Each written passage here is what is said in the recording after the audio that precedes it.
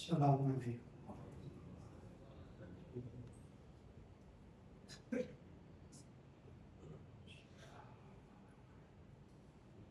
نحمده ونصلي ونسلم على رسوله الكريم أما بعد قال الله تبارك وتعالى أعوذ بالله من الشيطان الرجيم بسم الله الرحمن الرحيم والسابقون الأولون من المهاجرين والأنصار والذين اتبعوهم بإحسان رضي الله عنهم ورضوا عنه وأعد لهم جنات تجري تحتها الأنهار خالدين فيها أبدا ذلك الفوز العظيم صدق الله مولانا العظيم وصدق رسوله النبي الكريم وبلغنا رسوله النبي الكريم اللهم صل على سيدنا ونبينا وحبيبنا وقرة أعيننا محمد وعلى آله وأصحابه وبارك وسلم.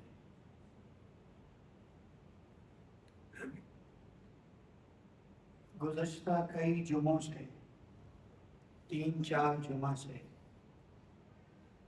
صحابہ کرام کی مختلف صحابہ کرام کی اور کچھ خلفائے راشدین کی مجموعی طور پر صحابہ کرام کے فضائل کی ان کی اہمیت کی بات چل رہی اور بات کرتے کرتے بات چلتے چلتے آج جمعہ 1448 ہجری 10 محرم الحرام تک پہنچی. 10 محرم کو بڑے بڑے واقعات پیش آئے اور آئیں گے. 10 محرم کو بڑے بڑے اہم واقعات پیش آئے اور آئیں گے. 10 محرم کو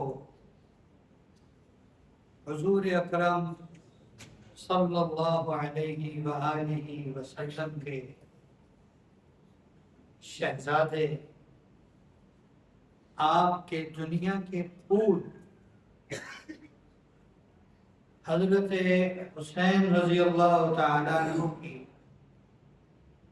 مظلومانہ شہادت کا دن ہے آج کا دن. دونوں شہزادوں کو حضرت حسن اور حسین رضی اللہ عنہما دونوں کو حضور صلی اللہ علیہ وسلم کے دنیا کے پھول کہا جاتا ہے اور خاص طور پر صحابہ اکرام سیدنا حسین رضی اللہ تعالی عنہ کو ریحانۃ الرسول فرماتے تھے. ہمارے نبی کے پھول ہیں، ہمارے نبی کے پھول ہیں.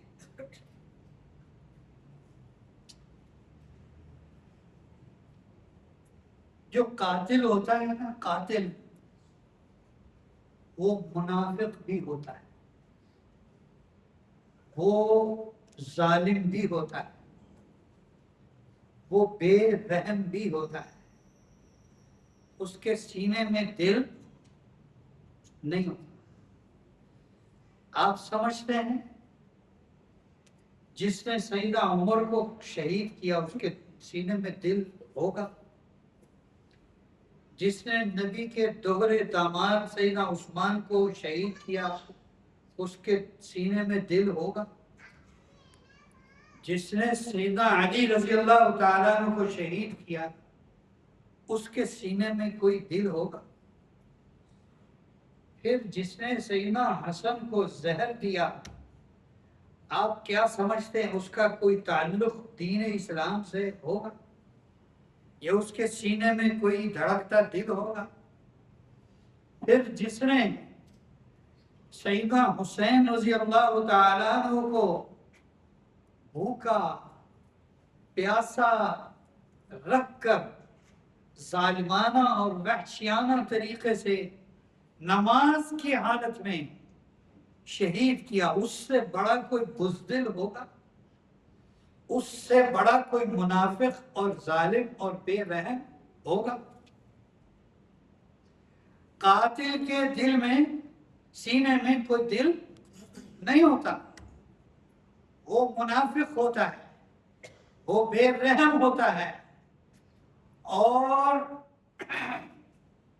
حضور اکرم صلی اللہ علیہ وسلم نے تو یہ فرمایا کہ مومن کا قتل کفر ہے، گویا کہ مومن کا قاتل کیا ہے؟ مومن کا قاتل کیا ہے؟ مومن کا قتل کفر ہے، تو مومن کا قاتل کیا ہوا بھائی؟ کافر ہوا۔ کسی کو بغیر کسی وجہ کے قتل کرنا میرے آپ کے لیے تو کوئی وجہ نہیں ہے قتل کرنے کی، سرکار جانے، اس کا کام جانے، وہ قتل کرے، کسی قتل کے بدلے قتل کرے۔ لیکن اگر ظالمانہ طریقے سے سرکار بھی قتل کرتی ہے تو آج نہیں پکڑی جائے گی، آپ کا کیا خیال ہے کہ کبھی بھی نہیں پکڑی جائے گی؟ کبھی بھی نہیں پکڑی جائے گی۔ ایسی پکڑ آئے گی، ایسی پکڑ آئے گی، اور اللہ پکڑیں گے کہ وَلَا يُوثِقُ وَثَاقَهُ أَحَدٌ، ایسا پکڑیں گے، ایسا باندھیں گے کہ کوئی ایسا نہ پکڑے گا نہ باندھے گا۔ میرے محترم دوستو، اہل بیت اطہار کی شان تمام صحابہ سے ایک الگ ہے۔ اہل بیت اطہار کی شان تمام صحابہ سے الگ ہے۔ میں نے بارہا عرض کیا، صحابی کی تعریف، صحابی کسے کہتے ہیں؟ ایک صحابی جو صحابہ میں سب سے کم درجے، صحابہ میں کم درجے کے ایسے ہیں کہ وہ آئے، اسلام لائے، نبی کریم صلی اللہ علیہ وسلم کے پاس تھوڑی دیر رہے، دین سیکھا اور تشریف لے گئے، اور پھر کبھی ساری زندگی حضور سے ملاقات نہیں ہوئی۔ انہوں نے چند لمحے یا چند نظریں یا چند دن حضور کے ساتھ رہ کر حضور کو دیکھا، یا وہ نابینا تھے، حضور کے ساتھ رہے، دین سیکھا، اور آپ کے ساتھ چند لمحے آپ کی صحبت میں رہے اور پھر چلے گئے، اور اسی پر ان کی وفات ہو گئی ایمان پر۔ ساری دنیا کے اولیاء و مشائخ، تابعین و تبع تابعین، قیامت تک آنے والے مسلمان جمع ہو جائیں اور ایک پلڑے میں ہو جائیں، اور وہ صحابی ایک پلڑے میں ہو جائیں، تو سارے مل کر اس صحابی کا مقابلہ، اہل بیت کا مقابلہ کون کرے گا؟ اہل بیت کا مقابلہ کون کرے گا؟ اب اہل بیت ہے کون؟ اہل بیت ہیں کون؟ آپ میں سے کوئی جانتا ہے؟ میں نے ایک دفعہ بتایا تھا، اہل بیت ہم سمجھتے ہیں کہ وہ کہتے ہیں پنج تن پاک، پنج تن پاک، پنج کا معنی پانچ اور تن کا معنی جسم، پنج تن تو پاک ہوئے، باقی تن کھان گئے بھائی ہیں؟ باقی تن کہاں گئے؟ کیا وہ ناپاک ہو گئے؟ نعوذ باللہ من ذالک۔ حضور کے سسر سیدنا صدیق اکبر کدھر گئے؟ حضور کے سسر سیدنا عمر کدھر گئے؟ حضور کے دوہرے داماد سیدنا عثمان کدھر گئے؟ حضور کی ازواج کدھر گئی؟ قرآن کیا کہتا ہے؟ وَقَرْنَا فِي بُيُوتِكُنَّ وَلَا تَبَرَّجْنَا تَبَرُّجَ الْجَاهِلِيَّةِ الْأُولَى وَأَقِمْنَا الصَّلَاةَ وَآتِينَا الزَّكَاةَ وَأَطِعْنَا اللَّهَ وَرَسُولَهُ إِنَّمَا يُرِيدُ اللَّهُ لِيُذْهِبَ عَنْكُمُ الرِّجْسَ أَهْلَ الْبَيْتِ وَيُطَهِّرَكُمْ تَطْهِيرًا۔ یہ حضور صلی اللہ علیہ وسلم کی ازواج مطہرات کا تذکرہ چل رہا ہے۔ انہیں کہا گیا کہ اپنے گھر میں رہو، باہر مت نکلو، نماز پڑھتی رہو، زکوٰۃ دیتی رہو، اللہ اس کے رسول کی مان کے چلتی رہو۔ اور انہیں کہا گیا اللہ یہ چاہتے ہیں، تم پر محض پابندیاں نہیں لگائی گئی، اللہ یہ چاہتے ہیں کہ تم سے اے اہل بیت، تم سے ہر طرح کی میل کچیل کو دور کر دیں، تمہیں ہر طرح کی میل کچیل سے کیا کر دیں؟ پاک کر دیں۔ تو اہل بیت میں قرآن کس کو داخل کر رہا ہے؟ کیوں بھائی؟ سمجھ لیں، قرآن کس کو داخل کر رہا ہے؟ ازواج مطہرات کو۔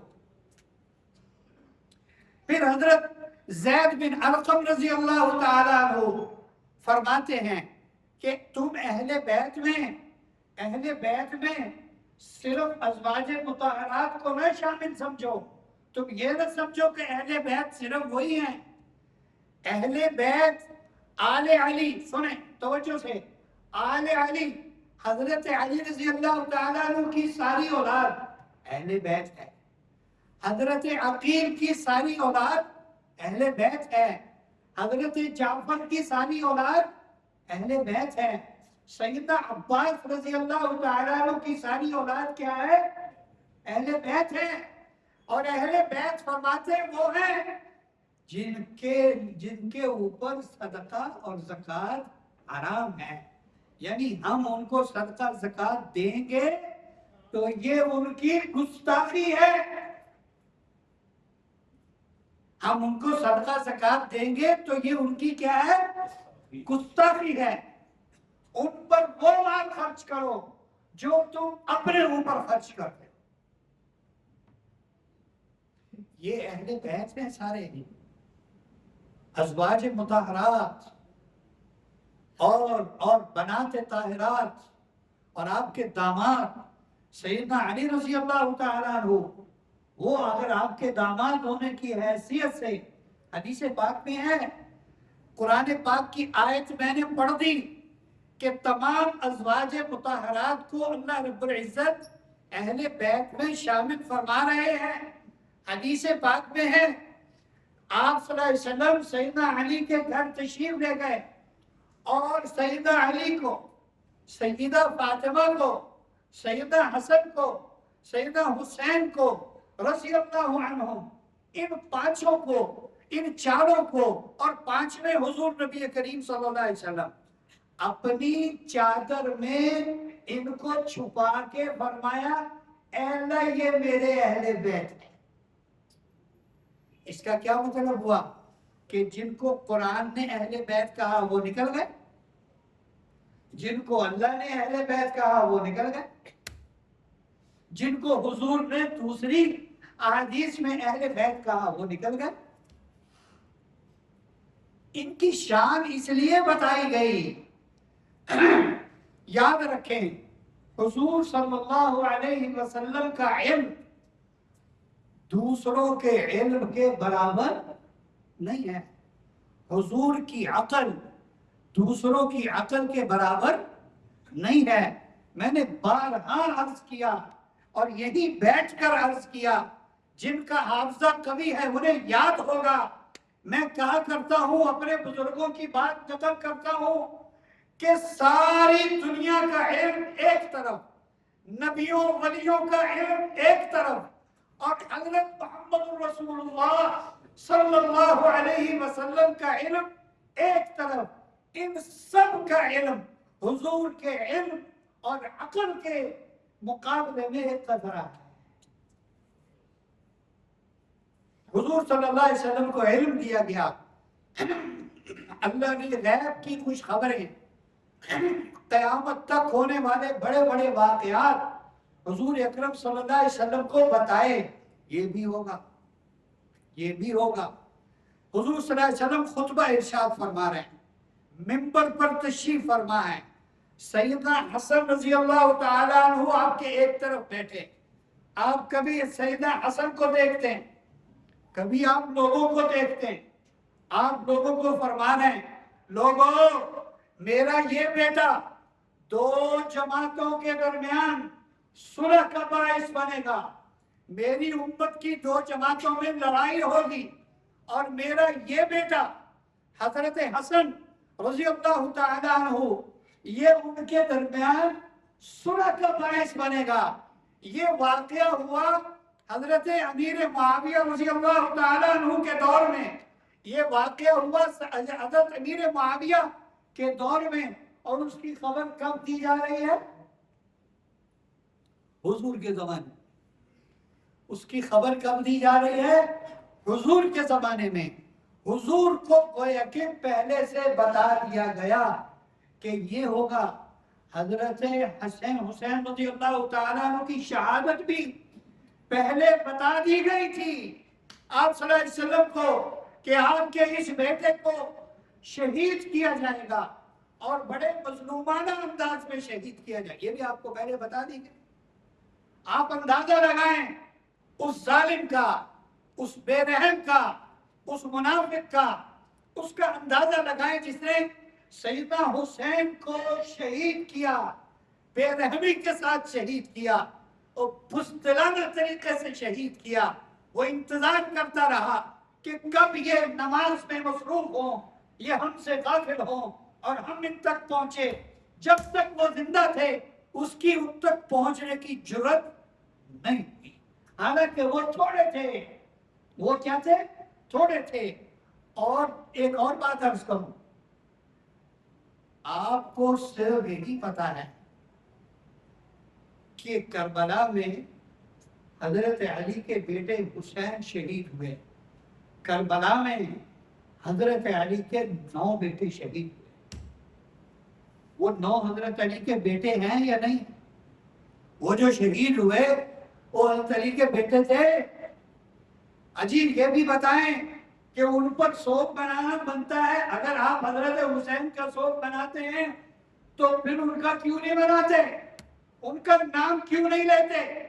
سب سے پہلے کا نام ہے محمد الاوسط بن علی، یہ کربلا کے شہید ہیں۔ دوسرے کا نام ہے ابو بکر بن علی، تیسرے کا نام ہے عمر بن علی، چوتھے کا نام ہے عثمان بن علی، اور اس طرح 5ویں کا نام ہے عباس بن علی، اور 6ٹھے کا نام ہے جعفر بن علی، اور اسی طرح ایک کا نام ہے عبداللہ بن علی، ایک کا نام ہے عبید اللہ بن علی، اور 9ویں ہیں سیدنا حسین ابن علی رضی اللہ تعالی۔ لوگ کہتے ہیں واقعہ کربلا کیوں نہیں بیان کرتے؟ مجھے کہتے ہیں آپ واقعہ کربلا کیوں نہیں بیان کرتے؟ میں نے کئی دفعہ کہا میرا حوصلہ نہیں ہے میں واقعہ کربلا صحیح بیان کروں، جو وہ واقعہ ہوا میرا اتنا جگرا نہیں ہے کہ میں وہ بیان کروں، اور آپ نے جو سن رکھا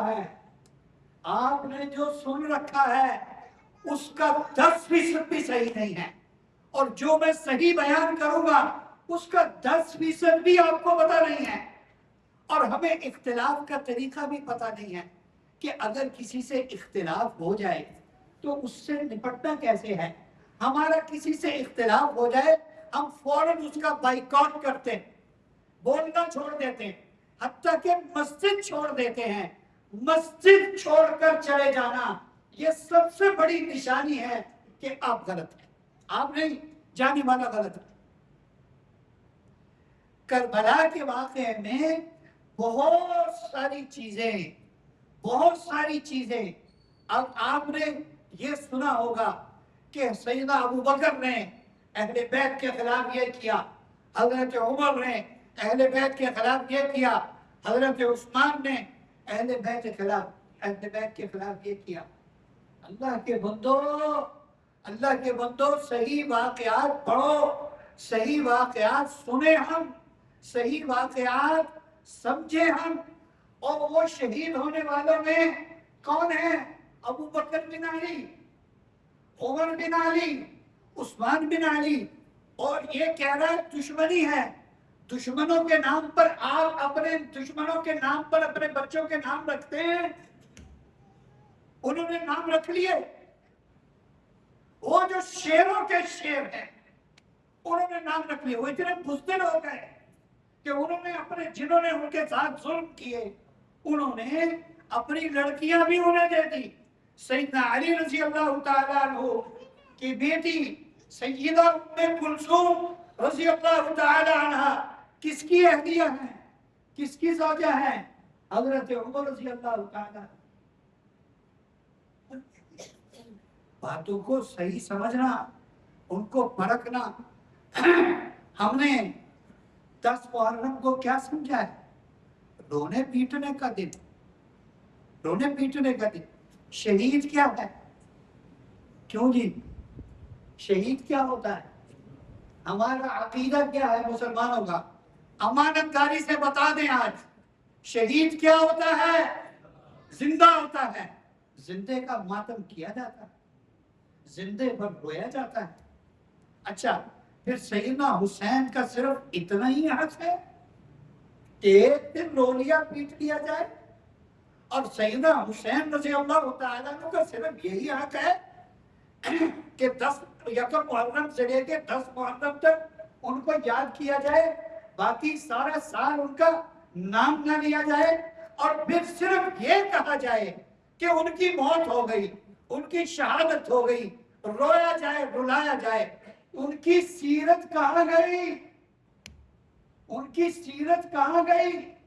حضرت حسین اور حضرت حسن دونوں رو رہے تھے. حضور صلی اللہ علیہ وسلم کے کان میں مسلسل رونے کی آواز آ رہی تھی. حضور نے سیدہ فاطمہ سے فرمایا بیٹی کیا بات ہے، یہ میرے دونوں پھول رو رہے ہیں، یہ میرے دونوں شہزادے رو کیوں رہے ہیں؟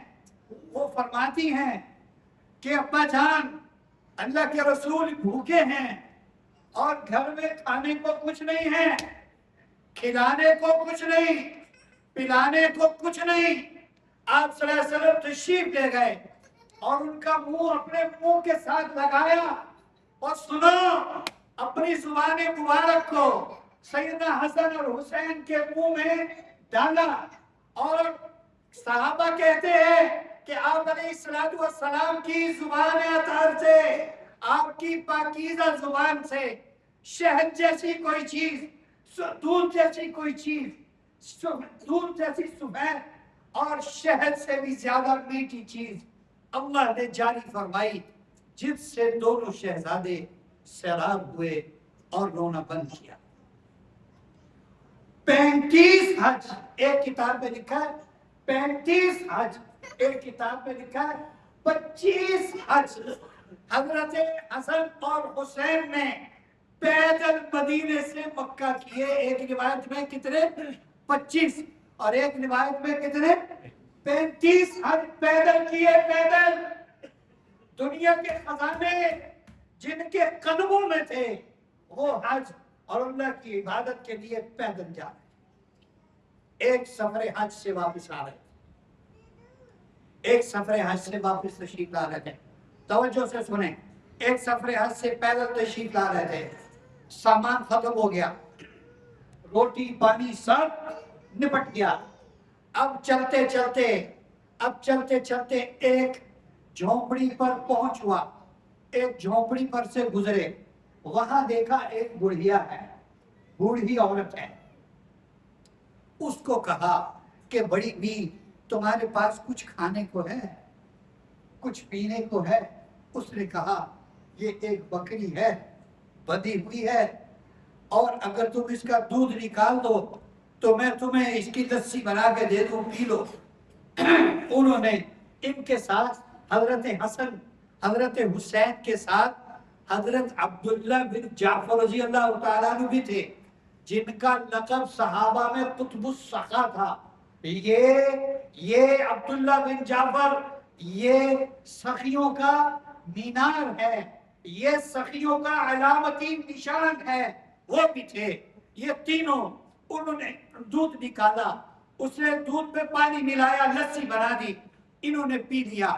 پھر فرمانے لگے کہ بڑی بھی کچھ کھانے کو بھی ہے، ہم ہاشمی لوگ ہیں، ہم سید ہیں، ہم نبی کی اولاد ہیں، اور تم جو ہمیں کھلاؤ پلاؤ گی ہم تمہیں اس کا بدلہ ضرور دیں گے۔ اس نے کہا بیٹا یہ ایک بکری ہے، اسی پر ہمارا گزر بسر ہے، تم اونچے خاندان کے لوگ ہو، چلو اس کو ذبح کر دو، میں تو کر نہیں سکتی، تم اس کو ذبح کر دو، میں تمہیں پکا دیتی ہوں، کھا لو۔ انہوں نے بکری ذبح کی اور نوش جان کی، اور جاتے جاتے کہنے لگے بڑی اماں اگر کبھی مدینے میں آنا ہو، ہم مدینے میں رہتے ہیں۔ وہ مدینے میں رہتے کیا ہے، وہ مدینے کے والی تھے، اور مدینے کے مالک تھے، مدینے کے سردار تھے۔ کہنے لگے ہم مدینے میں رہتے ہیں، اگر کبھی تم مدینے آؤ ہمارا پتہ کرنا، ہم تمہیں اس کا بدلہ دیں گے۔ اللہ کی شان، وقت گزر گیا، وقت گزرتا گیا۔ سیدنا حسن رضی اللہ تعالیٰ عنہ ایک دفعہ اپنے دروازے کے باہر دہلیز پر بیٹھے ہوئے تھے، اور دیکھا ایک بڑھیا ہے، وہ گلی میں پھر رہی ہے، کچھ چن رہی ہے، اٹھا رہی ہے، تھیلے میں جمع کر رہی ہے۔ قریب آئی تو دیکھا وہ مینگنیاں جمع کر رہی ہے۔ یہ اس وقت جلانے کے لیے استعمال ہوتی تھی، مینگنیاں جمع کر رہی ہے۔ حضرت حسن نے ذرا غور سے دیکھا تو تڑپ گئے، ارے یہ تو وہی بڑھیا ہے جس نے ہمیں بکری کا دودھ پلایا تھا، یہ تو وہی خاتون ہے جس نے ہمیں اپنی اکلوتی بکری ذبح کر کے کھلائی تھی۔ تڑپ کے اس کے پاس گئے، ارے ابا تو نے مجھے پہچانا؟ وہ کہنے لگی کون ہے تم؟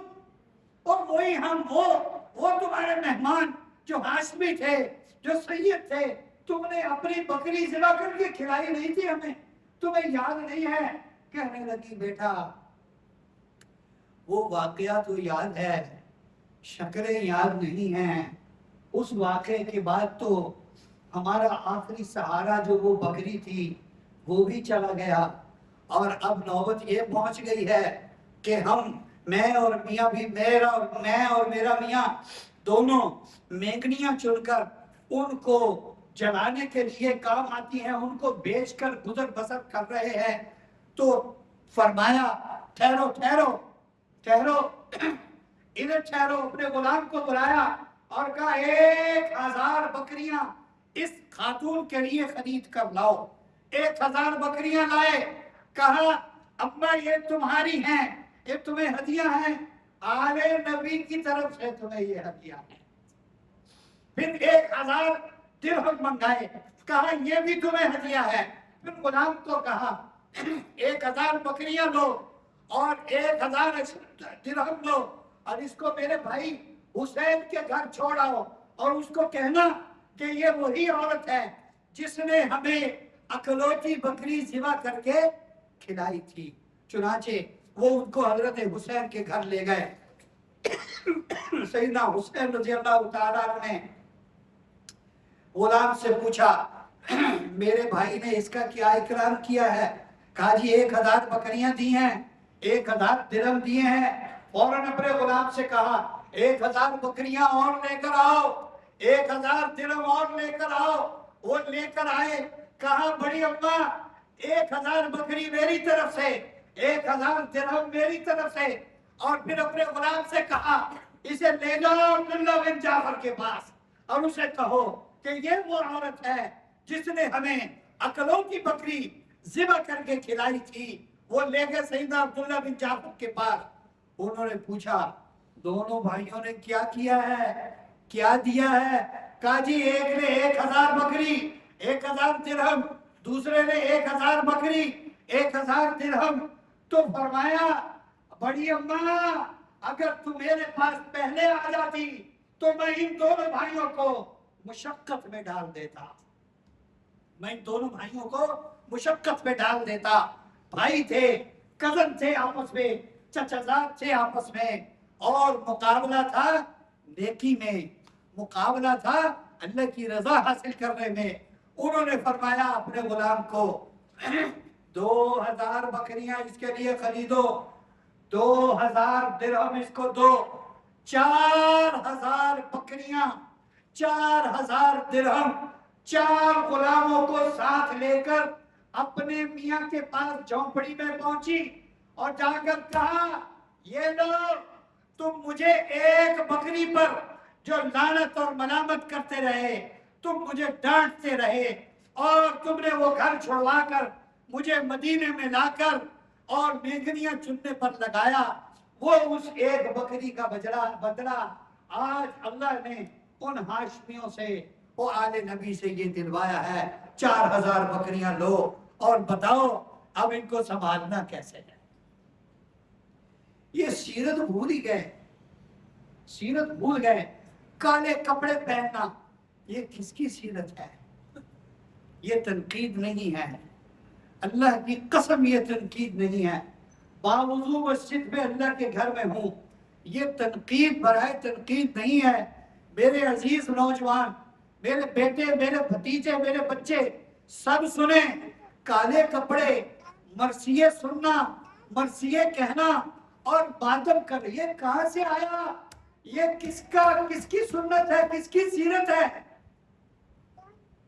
ہمارا بحیثیت مسلمان عقیدہ ہے کہ ہم تو ان کی سیرت پر چلنے کے لیے پیدا ہوئے۔